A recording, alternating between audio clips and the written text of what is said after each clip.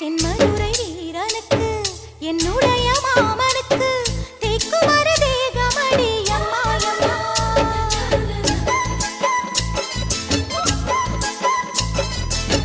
மாமன் பெற்ற பெண்ணுனக்கு மையெழுதும் கண் எதுக்கு என்னை வந்து கொல்லுதடி அம்மா அம்மா.